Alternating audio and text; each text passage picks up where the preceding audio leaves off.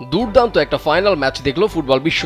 Spain বনাম Paris অলিম্পিকের host country France, দুদলই সোনা জেতার লড়াইয়ে ছিল সমান ফেভারিট। তবে নিজেদের মাঝে খেলাটা থাকায় এই ম্যাচে অনেকটা এগিয়েই ছিল ফ্রান্স। শেষ পর্যন্ত হারটা তাদেরই দেখতে হলো। অলিম্পিক ফুটবলের ফাইনালে 5-3 গোলে ফ্রান্সকে হারিয়ে স্পেন জিতে নিল শিরোপা। 32 বছর পর ফুটবল ইভেন্টে অলিম্পিকে নিজেদের সোনার রঙে রাঙালো স্পেনের যুবারা।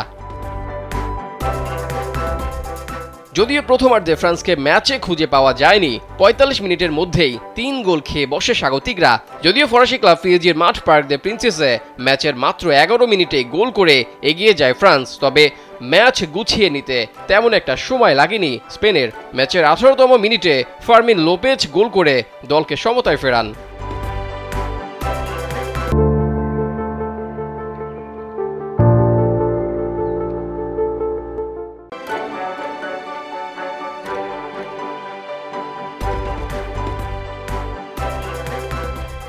ম্যাচের 25 মিনিটে নিজের জোড়া গোল পূরণ করেন লোপেজ। দ্বিতীয় গোলের রেশ কাটতে না কাটতেই 28 মিনিটে ফ্রান্সের জালে আরেক গোল। ফ্রি কিক থেকে চোখ ধাঁধানো শটের মাধ্যমে 3 নম্বর গোলটি করেন স্প্যানিশ মিডফিল্ডার আলেক্স বায়েনা।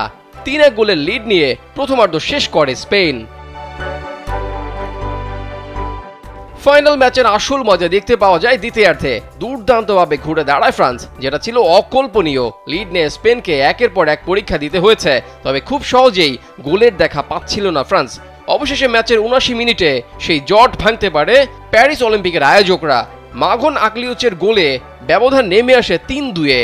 এরপর মূল সময়ে গোল করতে না পারলেও যোগ করা সময়ে পেনাল্টি থেকে গোল করে সমতায় ফেরে ফ্রান্স। ম্যাচ গড়ায় অতিরিক্ত সময়ে। এমন ম্যাচে শেষ চমকটা দেখায় স্পেনই। সদ্য ইউরোপ জয়ী স্পেনের যুবারা অলিম্পিকে সোনা জিততে আরও 2টা গোল করে। অতিরিক্ত সময় স্পেনের হয়ে জোড়া গোল করে ম্যাচের হিরো বনে যান কামেও।